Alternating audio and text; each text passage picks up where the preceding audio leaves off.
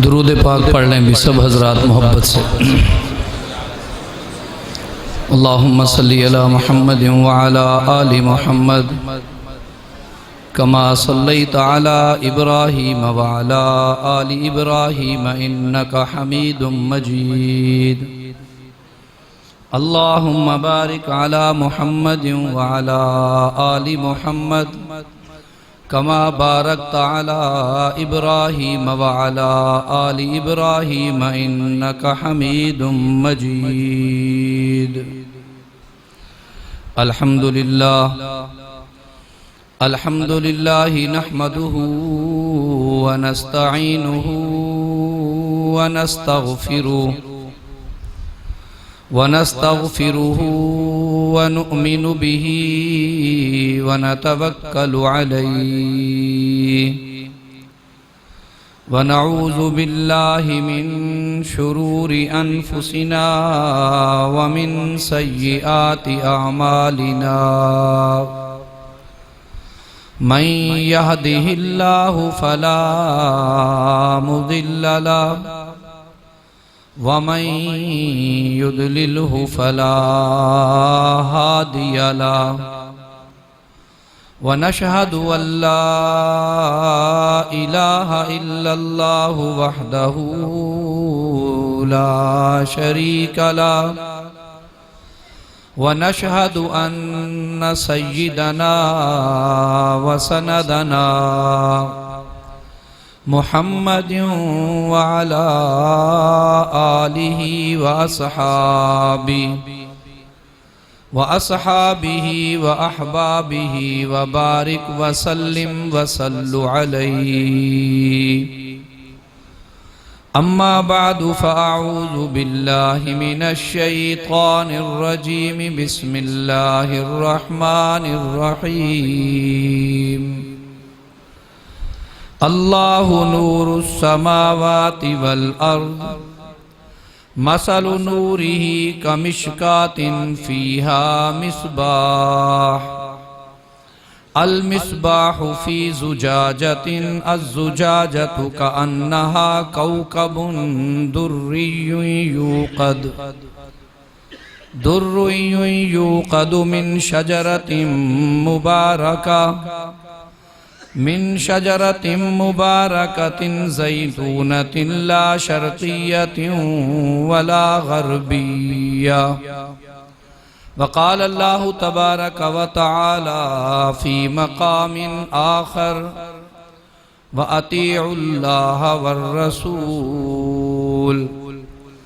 صدق اللہ العظیم وصدق رسولہ النبی الکریم ونحن على ذلك لمن الشاہدین والشاکرین والحمد للہ رب العالمین۔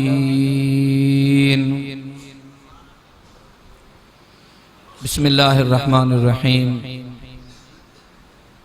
انتہائی واجب التعظیم سٹیج پر جلوہ افروز علماء کرام، عمائدین شہر اور تمام یہ مبارک محفل اور مبارک مجمع،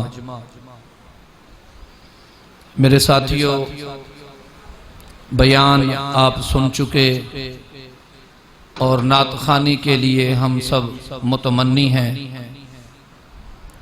حضرت بہت دور کا سفر کر کے تشریف لانے والے ہیں اور ان کے آتے ہی وہ پروگرام اپنی منزل کی طرف روانہ ہوگا۔ آ گئے ماشاءاللہ، یہاں نہیں آئے، جامپور آ گئے، یہاں نہیں آئے۔ میرے عزیزو، آج ہم جس محفل میں بیٹھے ہیں یہ اپنے الف سے لے کر یا تک مبارک محفل ہے۔ ذکر مصطفیٰ صلی اللہ علیہ وآلہ وسلم بڑا مبارک عنوان ہے، اور بالخصوص اس میں جو خوبصورت اضافہ آج دیکھنے میں آ رہا ہے، نبی علیہ السلام کے فرامین عالی شان، آپ کی احادیث مبارکہ ان کی ایک جامع اور مستند کتاب مشکات المصابیح کا ختم ہے۔ یقین جانیے ختم کی تقریب قرآن پاک کی ہو یا ختم کی تقریب احادیث مبارکہ کی ہو، وہ بھی اپنی جگہ نورانی ہے اور یہ بھی اپنی جگہ نورانی ہے۔ اس کے بھی روحانی اثرات اپنی جگہ مسلم، اس کے بھی روحانی اثرات اپنی جگہ مسلم۔ اللہ رب العزت نے جو کلام وحی کے ذریعے اپنے نبی کی جانب بھیجا، اسے قرآن پاک کہتے ہیں۔ نبی علیہ الصلوۃ والتسلیم نے اسی قرآن پاک کی جو تفسیر بیان کی، اسے حدیث مبارکہ کہتے ہیں۔ قرآن قدیم ہے، حضور صلی اللہ علیہ وآلہ وسلم کا فرمان حدیث ہے۔ چونکہ آج ہم نے ایک کتاب کی آخری حدیث تلاوت کرنی ہے اور مبارکباد کی مستحق ہے وہ بچی، ادارے کی انتظامیہ اور اس بچی کے معلم حدیث، استاذ حدیث عزیزی محمد ہارون، جنہوں نے یہ حدیث انہیں پڑھائی ہے۔ ایک بات ذہن میں رکھیں، قرآن کو قرآن کیوں کہتے ہیں، حدیث کو حدیث کیوں کہتے ہیں، قرآن مسلمان کے لیے کتنا اہم ہے، حدیث مسلمان کے لیے کتنا اہم ہے۔ قرآن قرت سے نکلا ہوا لفظ ہے، بار بار پڑھا جانے والا، 24 گھنٹوں میں سے 1 منٹ بھی آپ ایسا دنیا میں اس آسمان کے نیچے ثابت نہیں کر سکتے کہ جس میں قرآن پاک کی تلاوت رک جاتی ہو۔ میں پوری دلیل کے ساتھ اور پوری ذمہ داری کے ساتھ یہ بات کہہ رہا ہوں۔ قرآن کا نام قرآن رکھا ہی اسی لیے گیا ہے کہ اس کی قرت رکتی نہیں ہے۔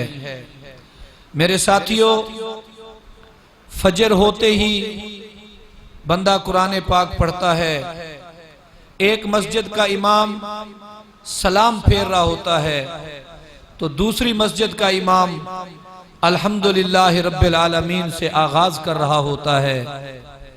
جامپور میں اگر نماز 6:10 پر ہو رہی ہوتی ہے تو ہو سکتا ہے ڈیرہ غازی خان میں وہ نماز 6 بجے ہوئی ہو، اور ہو سکتا ہے راجن پور میں وہ نماز 5:50 پہ ہو رہی ہو۔ سورج کے مدار کو لے کر چلیں، آپ پڑھے لکھے دوست ہیں، یہ سورج جیسے جیسے ابھرتا ہے اسی طرح کہیں فجر، کہیں دوپہر، کہیں عصر، کہیں مغرب تو کہیں عشاء، یہ گھوم کے پھر دوبارہ جب یہاں فجر کو آتا ہے تو وہاں رات ہوتی ہے، وہاں فجر کا طلوع ہوتا ہے تو یہاں رات ہوتی ہے۔ 24 گھنٹے میں سے اس پوری دنیا میں آسمان کے نیچے 1 منٹ بھی ایسا نہیں ہے جس منٹ میں قرآن پاک کی تلاوت رک جاتی ہو۔ یہ قرآن کا معجزہ ہے جو اللہ نے یہ عزت اور شان کسی اور کتاب کو عطا نہیں فرمائی۔ آپ توجہ کر لیں، اس پہ دھیان رکھیں، قرآن پاک یہ اللہ کا کلام ہے۔ ہر کلام میں اس کے متکلم کا جنون شامل ہوتا ہے، اندر کی کیفیت شامل ہوتی ہے۔ ابھی حضرت مولانا عبد المجید ساکی صاحب دامت برکاتہم العالیہ فرما رہے تھے، اسلام 2 رنگی کا نام نہیں، اسلام ایک رنگ کا نام ہے۔ اسلام قول و فعل میں تضاد کا نام نہیں، اسلام قول و فعل کی ہم آہنگی کا نام ہے۔ اسلام زبان اور دل کے اختلاف کا نام نہیں، بیگانگی کا نام نہیں، اسلام زبان اور دل کی یگانگت کا نام ہے۔ یاد رکھیں، میں نے یہ 3-4 جملے کیوں عرض کیے؟ یہ قرآن اس اللہ کا کلام ہے جو خالص ہونے کے اعتبار سے سب سے زیادہ خالص ہے، محبت کرنے کے اعتبار سے سب سے زیادہ محبت کرنے والا ہے، مہربان ہونے کے اعتبار سے سب سے زیادہ مہربان ہے، کرم کرنے کے اعتبار سے سب سے زیادہ کریم ہے، الفت کرنے کے اعتبار سے سب سے زیادہ الفت کرنے والا ہے، اپنے بندوں کے ساتھ رحم کرنے کے اعتبار سے میرے اللہ سے زیادہ رحم کرنے والا دنیا میں اور کوئی نہیں ہو سکتا۔ یہ اس کا کلام ہے۔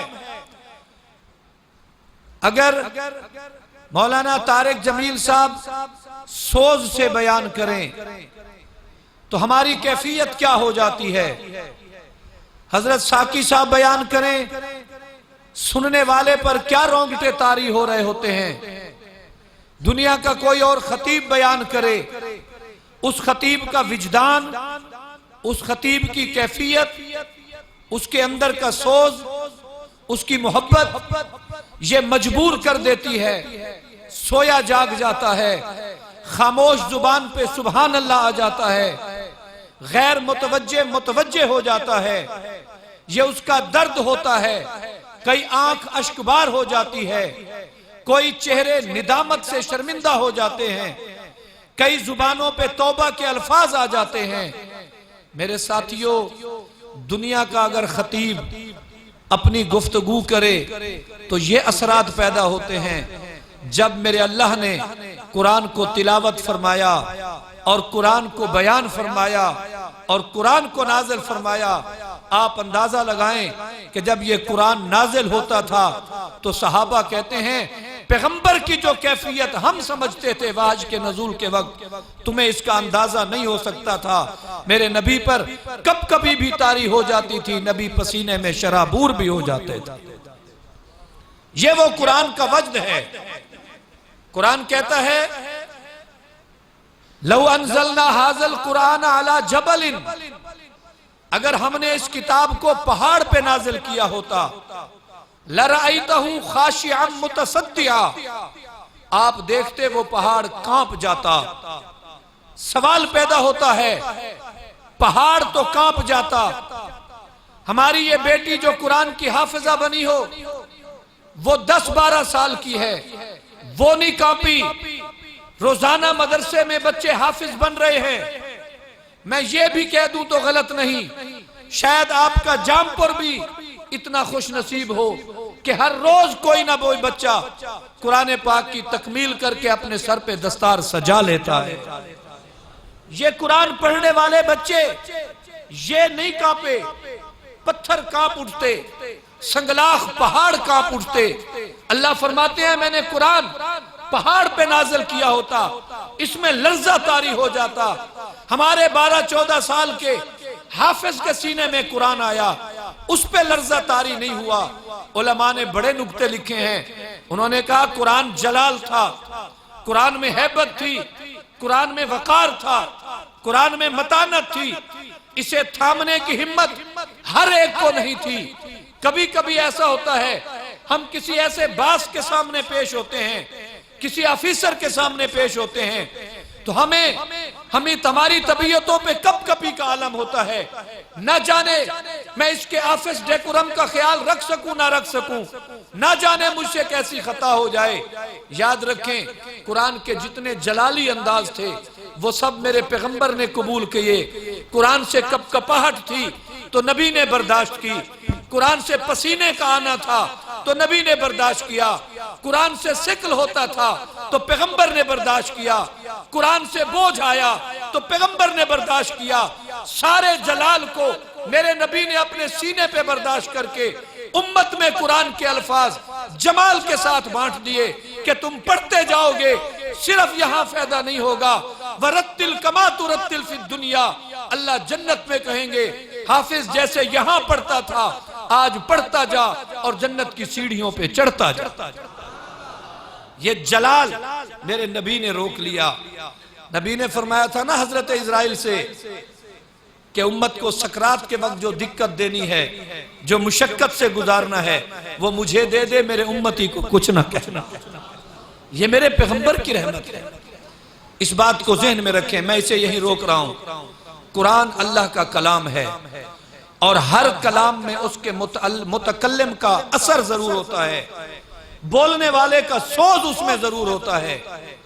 اس قرآن کی تفسیر کو کہ قرآن کی اس آیت کا مقصد کیا تھا, اس میں حلال کیا بتایا گیا, حرام کیا بتایا گیا, سچ کیا بتایا گیا, باطل کس کو قرار دیا گیا, انصاف کسے کہا گیا, ظلم کسے کہا گیا, لیاقت کسے کہی گئی, کسے کہا گیا, نالیکی کسے کہا گیا, ان ساری وضاحتوں کو سمجھانے والے جو تھے, اللہ کی قسم ان دنیا میں سب سے پہلے جنہوں نے قرآن کو سمجھا اور قرآن کو آگے سمجھایا وہ جناب محمد الرسول اللہ صلی اللہ علیہ وسلم.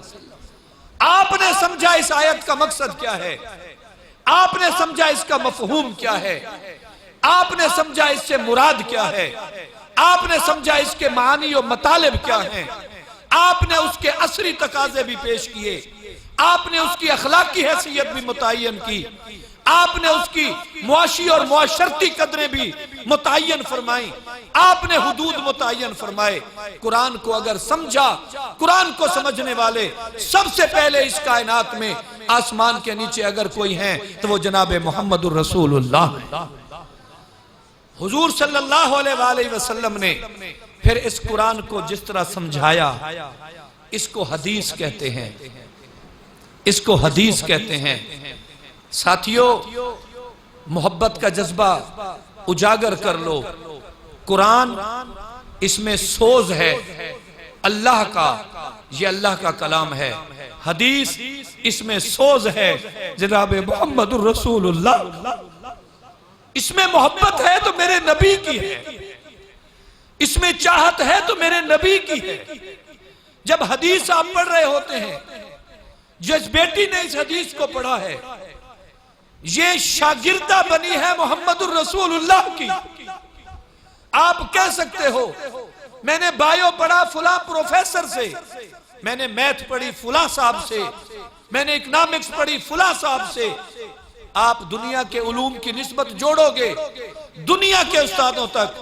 میری بیٹی تو نے یہ حدیث پاک جو پڑھی ہے, اب تیری نسبت بے شک اول نسبت میں اس کی انیشل سٹیج جو ہے, ابتدائی درجہ جو ہے وہ تیرے استاد مولانا ہارون کا ہے, لیکن اس درجات کی بلندی کو چڑھتی جا تو تجھے مبارک ہو, تو محمد الرسول اللہ کی شاگردہ بن گیا. بندہ جب حدیث پاک پڑھتا ہے یہ تو پیغمبر کے کلام کو پڑھتا ہے. جس طرح قرآن ہر سینے میں نہیں سما سکتا, اللہ کی قسم حدیث بھی اتنی ڈی ویلیو شے نہیں کہ ہر دل و دماغ میں سما جائے. جس طرح قرآن کے لیے اللہ سینوں کا انتخاب فرماتے ہیں, میرے محمد کے فرمان کے لیے بھی اللہ ان نفوس قدسیہ کے سینوں کا انتخاب فرماتے ہیں جس میں اس قرآن کی تفسیر حدیث پاک کو رکھا جائے. آج اسی حدیث کو حدیث کیوں کہتے ہیں؟ میں نے کہا تھا قرآن کو قرآن اس لیے کہتے ہیں, بار بار پڑھا جاتا ہے. حدیث کو حدیث حادثے سے نکلا ہے, نئی بات حضور صلی اللہ علیہ وسلم کی ہر بات کو نئی بات کہا گیا. قرآن کو قدیم کہا گیا, قرآن قدیم ہے, میرے پیغمبر کی بات نہیں ہے. یاد رکھیں قرآن کے قدیم ہونے پر ہمارا ایمان ہے, نبی کی حدیث کے حدیث ہونے پر ہمارا ایمان ہے. فتنے کھڑے ہو جاتے ہیں کہ میاں حدیث کون سی معتبر چیز ہے, قرآن اتھینٹک ہے, حدیث کون سی اتھینٹک چیز ہے, حدیث کو کیسے ہم تسلیم کر لیں. یاد رکھو میرے ساتھیو, اگر ہمارا حدیث پر اعتماد یہی ہو گیا خدا نہ خواستہ کہ حدیث کب معتبر چیز ہے کہ اس کو مانا جائے, دنیا میں کوئی شخص ایسا نہیں جو قرآن کو وضاحت کے ساتھ بیان کرے. قرآن نماز پڑھنے کا کہے گا, رکعتوں کی تعداد متعین نہیں کرے گا, وہ ہمیں حدیث سے ملے گا. قرآن زکوٰۃ دینے کا کہے گا, نصاب متعین نہیں ہوا, وہ ہمیں حدیث پاک سے ملا ہے. قرآن نے میتوں پر جنازے کی طرف اگر اشارہ کیا ہو, وہ تو ہو سکتا ہے کہ شاید میت کا تذکرہ ملے, لیکن نہلانا کیسے ہے یہ حدیث بتائے گی, دفنانا کیسے ہے یہ حدیث بتائے گی, جنازہ کیسے پڑھنا ہے یہ حدیث مبارکہ بتائے گی۔ یاد رکھو میرے ساتھیوں، والدین کے ساتھ حسن سلوک کا تو قرآن نے کہا، حسن سلوک ہوگا کیسے یہ حدیث بتائے گی۔ ادب سے بولنا ہے یہ حدیث بتائے گی، جھک کے بات کرنی ہے یہ حدیث بتائے گی، یہ حق متعین کر دیے یہ حدیث بتائے گی۔ دنیا کا کوئی مسئلہ نیند سے لے کر موت تک، پیدائش سے لے کر حیات تک، تعلیم سے لے کر کاروبار تک، گھر سے لے کر بازار تک، کھیت سے لے کر دفتر تک، چھوٹے سے لے کر بڑے تک، عورت سے لے کر مرد تک، شہری سے لے کر دیہاتی تک، کوئی دنیا کا مفکر، کوئی دنیا کا فلاسفر، کوئی دنیا کا چانسلر، کوئی دنیا کا ادیب آدمی اللہ کی قسم اپنے مذہب کو ثابت نہیں کر سکتا جب تک کہ دونوں نور اس کے پاس نہ ہوں گے۔ ایک نور اللہ کا قرآن ہے اور ایک نور میرے محمد کا فرمان ہے، اس کے بغیر ہم آگے نہیں چل سکتے۔ یہ حدیث پاک اس کو علماء نے وحی غیر مطلوب قرار دیا ہے۔ وحی مطلوب وہ ہے جس کی باقاعدہ تلاوت کی جائے جو اللہ کا کلام قرآن ہے۔ وحی غیر مطلوب وہ ہے جس کی تلاوت اگرچہ باقاعدہ بے شک نہ ہو لیکن وقتاً فوقتاً اس کو پڑھا جائے، وہ بھی اللہ کا کلام ہے۔ نبی کی کہی ہوئی بات بھی اللہ کی کہی ہوئی بات ہے۔ قرآن پاک میں آتا ہے جس نے رسول کی مانی، من یطع الرسول فقد اطاع اللہ۔ اللہ کے نبی فرماتے ہیں من احبنی، جس نے مجھ سے محبت کی اللہ اس سے محبت کرتا ہے۔ جو نبی نے دے دیا اسے لے لو، جس سے نبی نے روکا اس سے رک جاؤ۔ اس کو کہتے ہیں پیغمبر کی غلامی۔ دعا کریں اللہ یہ ہمیں نصیب فرما دے۔ آج ہم کتاب پڑھ رہے ہیں، اس کتاب کے متعلق میں کچھ عرض کر دوں۔ اس کتاب کا نام مشکات المصابیح ہے۔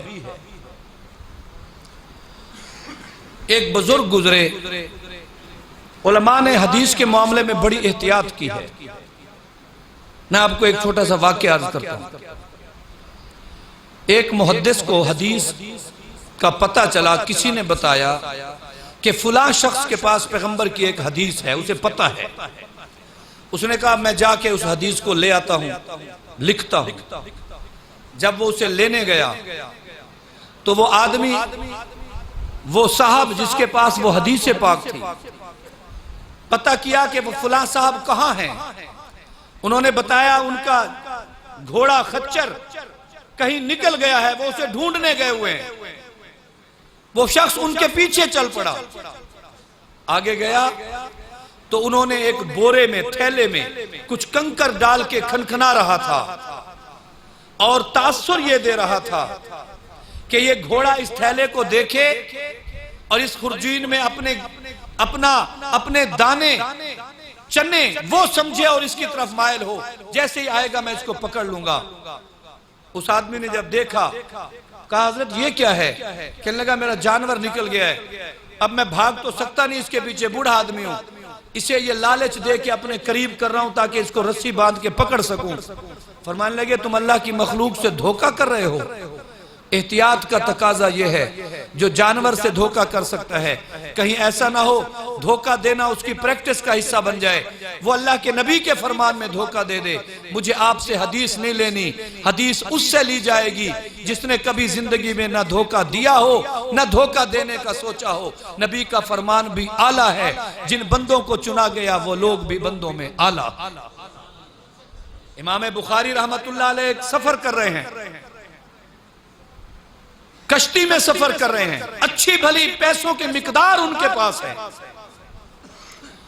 کشتی میں موجود ایک شخص نے دیکھا کہ اتنی مقدار میں ان کے پاس پیسہ، درویش آدمی، مولوی، وضاقتہ سادہ، لیکن روپے اتنے۔ اس نے وہی کشتی میں شور مچا دیا، شیطان نے اس کے ذہن میں چال ڈالی۔ وہ کیا چال تھی؟ چال یہ تھی، وہ چال یہ تھی، اس نے کہا میاں میرے اتنے لاکھ گم ہو گئے، ابھی میرے پاس تھے تھیلے میں، ڈھونڈو کس کے پاس ہیں۔ ڈھونڈیا مچ گئی، تلاش شروع ہو گئی۔ امام بخاری رحمت اللہ علیہ کے پاس وہ پیسے موجود تھے۔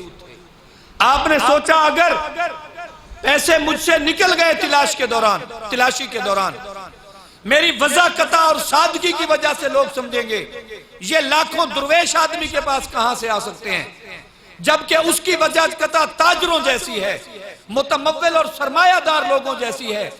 عام لوگ گیس لگائیں گے کہ یہ پیسے یقیناً اس مالدار کے ہوں گے، اس مولوی صاحب نے شاید یہ پیسے چرا لیے ہوں۔ حضرت بخاری رحمت اللہ علیہ، امام بخاری رحمت اللہ علیہ نے وہ پیسے اٹھائے اور دریا میں پھینک دیے۔ لوگوں نے جب اس انچارج عملے نے تلاشی لی تو پیسے امام بخاری سے نہ ملے، کسی سے نہ ملے۔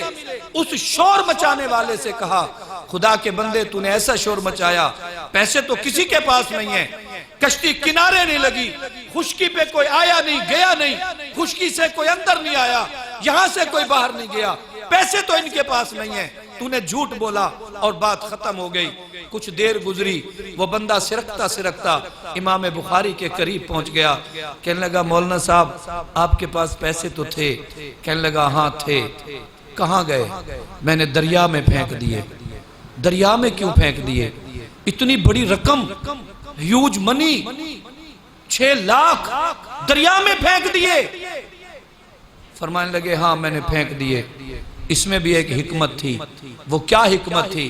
اس نے کہا تجھے پتہ ہے میں حدیث کی تدوین کا کام کرتا ہوں، میں حدیثیں پڑھتا پڑھاتا اور لکھتا لکھاتا ہوں، اور حدیث کی تدوین میں ضابطہ ہے جس پہ الزام لگ جائے چوری اور تہمت لگ جائے اس پر چوری کی، اس کی حدیث معتبر نہیں۔ میں نے سوچا بخاری 6 لاکھ بچا یا حدیث کا مشن بچا، میں نے 6 لاکھ قربان کر دیے۔ یہ 6 لاکھ تو چلے گئے، شاید اس کا یقیناً بدلہ اللہ دے گا۔ میں نے اپنے آپ کو تہمت سے بچا لیا تاکہ کل دنیا کو کوئی اگر بتائے کہ فلاں صاحب نے یہ حدیث پیش کی ہے اور اسماء فن و رجال والے، اسماء و رجال والے لوگ اس کی تسلی کرے تو پتہ چلے بخاری وہ تھا جو آسمان پر چمکتا ستارہ تھا۔ میں نے نبی کی حدیث کی عزت کے لیے 6 لاکھ روپے اٹھا کے دریا میں پھینک دیا۔ اتنا بڑا جذبہ، یہ احتیاط دنیا میں کسی فن میں نہیں، کسی فن میں یہ احتیاط نہیں ہے۔ لوگ کہتے ہیں حدیثیں کب لکھی گئیں؟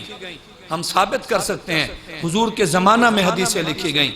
آپ صلی اللہ علیہ وسلم نے اپنی موجودگی میں حدیثیں لکھوائیں، خطوط لکھوائے، گتوں پہ لکھی گئیں، کپڑوں پہ لکھی گئیں، پتوں پہ لکھی گئیں، پتھروں پہ لکھی گئیں، اونٹ کی چوڑی ہڈیوں پہ لکھی گئیں۔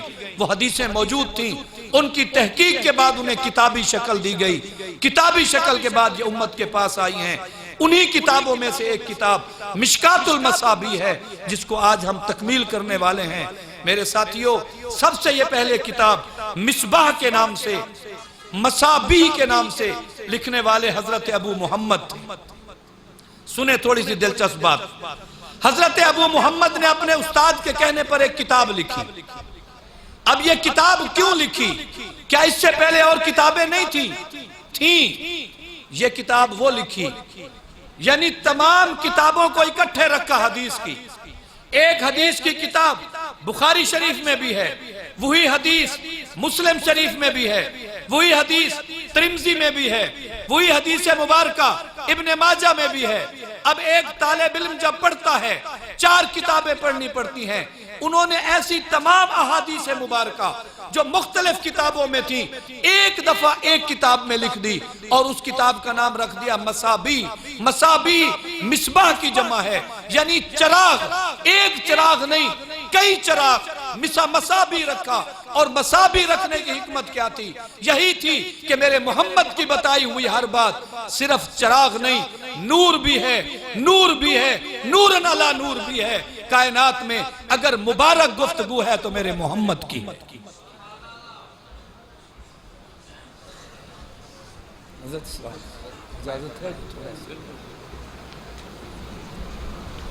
میرے ساتھیوں توجہ رکھنا، یہ کتاب سب سے پہلے مصابیح کے نام سے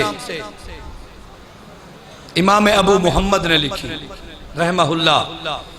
حضور صلی اللہ علیہ وسلم نے خواب میں زیارت کرائی۔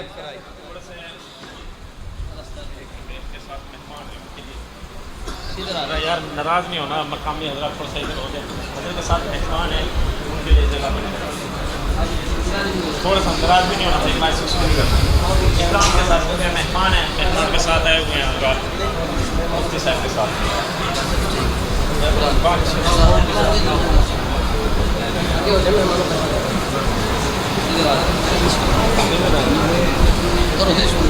جی جی ادھر آ جائیں، آگے آ جائیں۔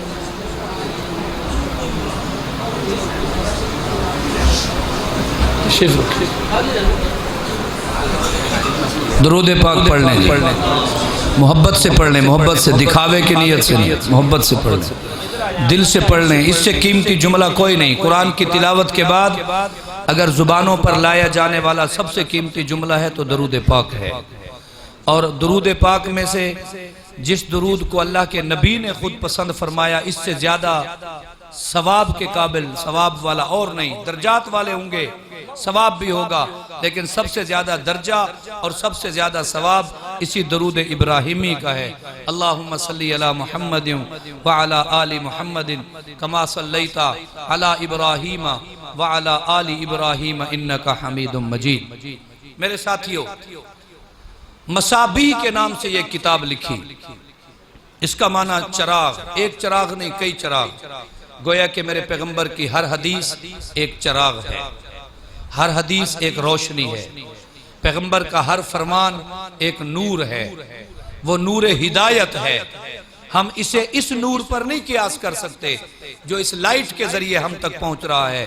یہ وہ نور ہدایت ہے، تنہائیوں میں بھی کوئی بیٹھے، صحراؤں میں بھی کوئی بیٹھے، پہاڑوں کی چوٹیوں پر بھی کوئی بیٹھے، جنگل اور ریگستان میں بھی کوئی بیٹھے، میرے اللہ کے نبی کا ارشاد گرامی ہے، لوگوں قیامت کے آنے سے پہلے پہلے دنیا میں کوئی گھر ایسا نہیں ہوگا، کوئی کچا پکا گھر ایسا نہیں ہوگا جہاں تک محمد کا دین نہ پہنچے۔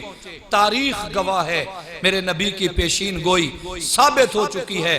آپ دنیا کے کسی بھی ملک میں چلے جائیں، لوگ قرآن سے بھی واقف ہیں، نبی سے بھی واقف ہیں، نبی کی حدیث سے بھی واقف ہیں، پیغمبر کی شریعت سے بھی واقف ہیں۔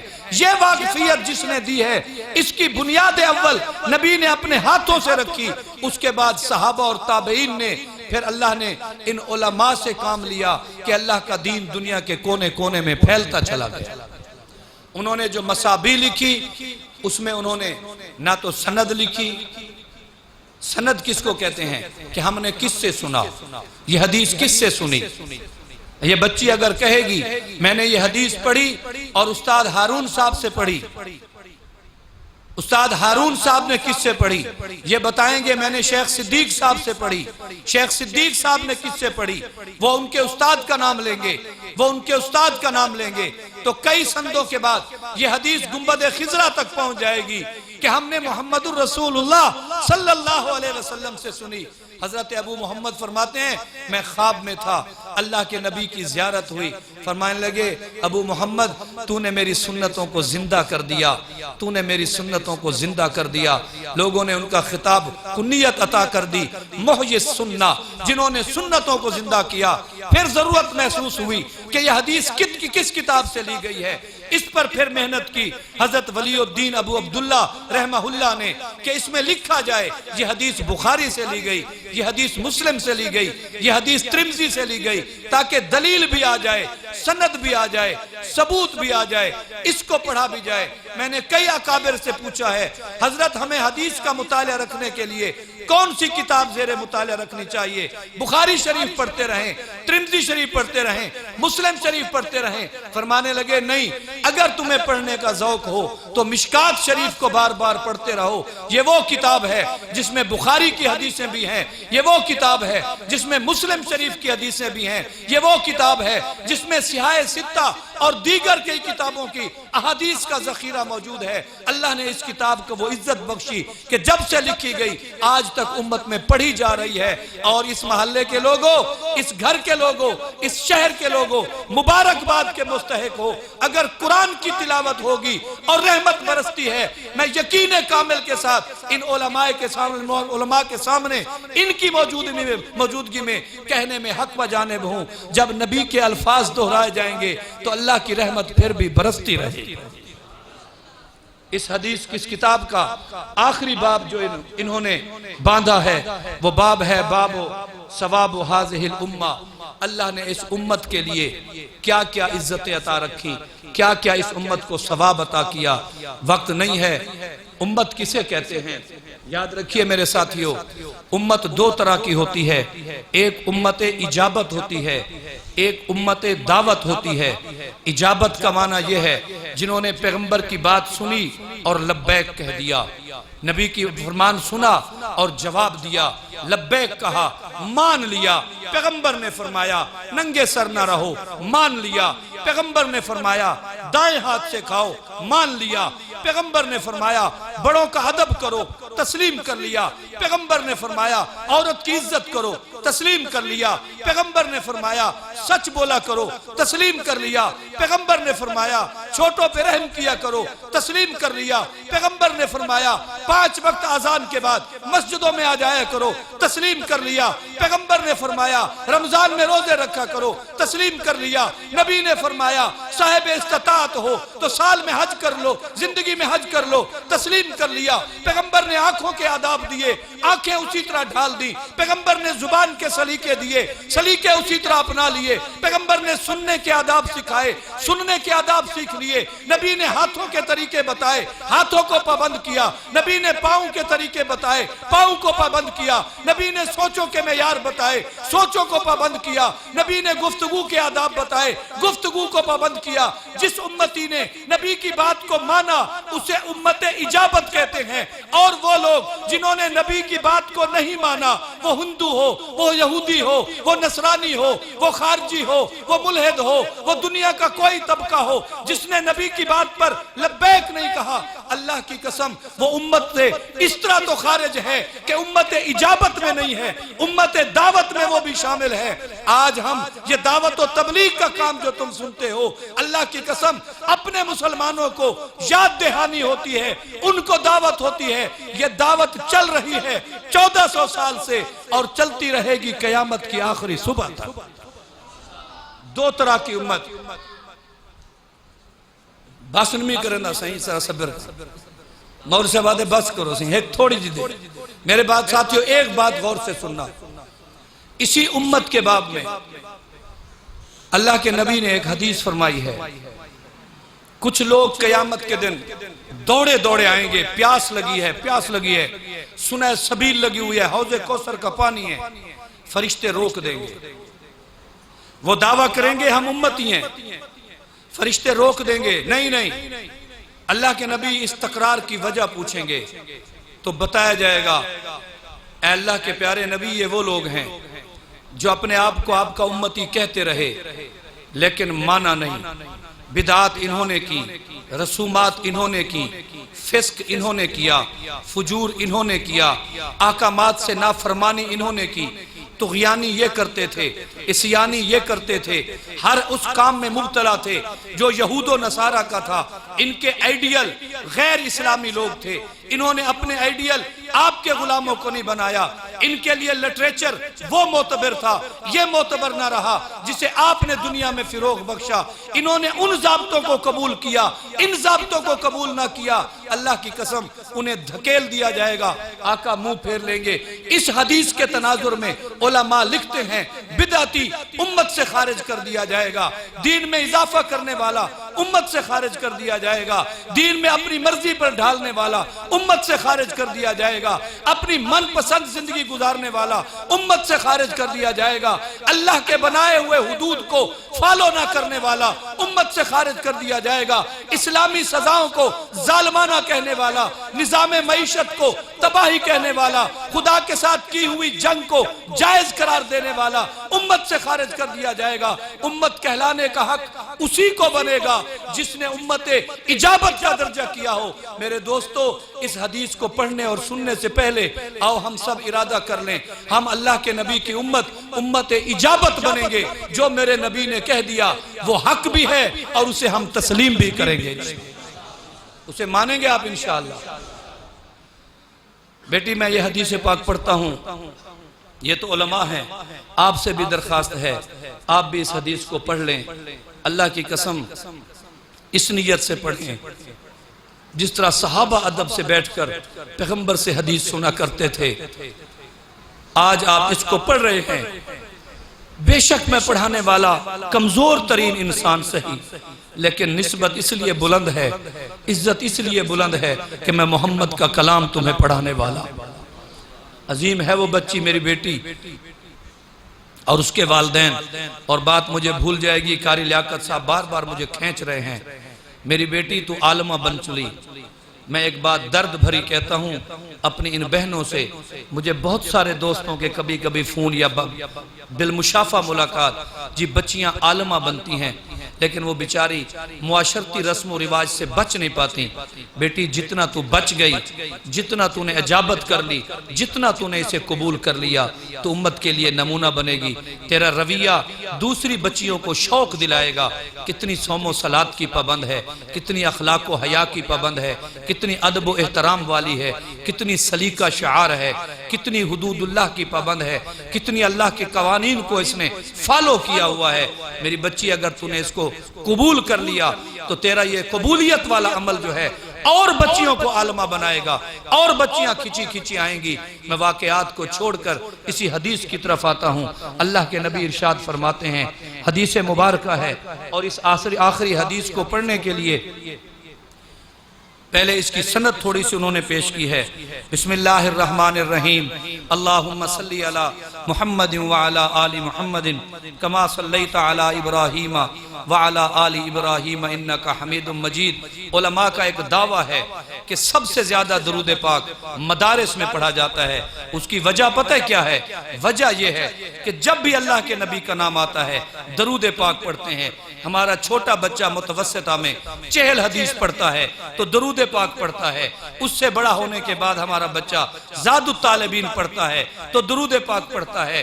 آثار السنن ریاض الصالحین پڑھتا ہے تو درود پاک پڑھتا ہے۔ آثار السنن پڑھتا ہے تو درود پاک پڑھتا ہے۔ مشکات پڑھتا ہے تو درود پاک پڑھتا ہے۔ سیاہ ستہ پڑھتا ہے تو درود پاک پڑھتا ہے۔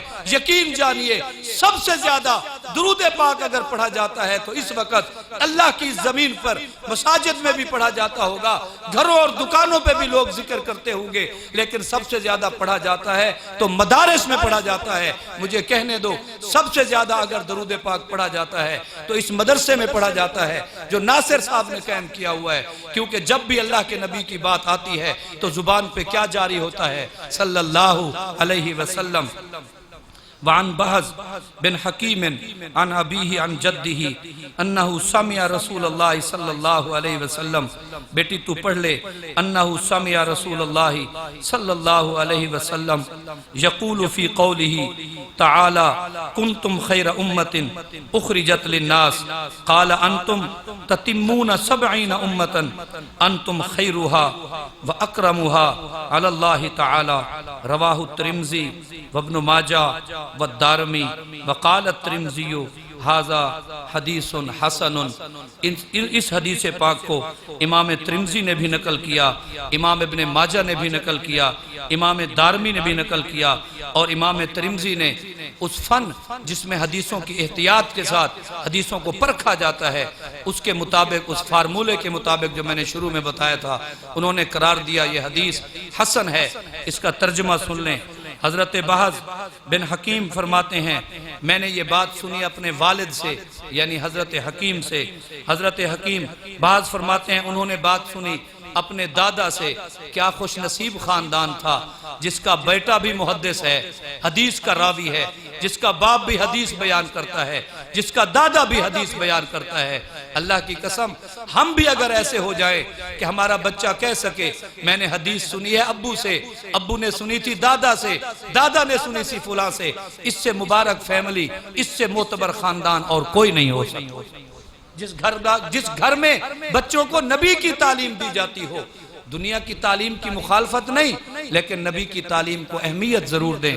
آپ نے فرمایا انہو سمع رسول اللہ صلی اللہ علیہ وسلم، انہوں نے حضور پاک صلی اللہ علیہ وآلہ وسلم سے سنا یقول فی قولہ تعالی، جب وہ اللہ تعالیٰ کی قرآن کی آیت پڑھتے تھے اس وقت آپ یہ فرمایا آپ نے قرآن کی آیت کون سی تلاوت فرمائی؟ کنتم خیر امت اخرجت للناس، آیت یہ تھی جس کا اردو میں ترجمہ ہے تم بہترین امت ہو اور لوگوں کے لیے نکالے گئے ہو۔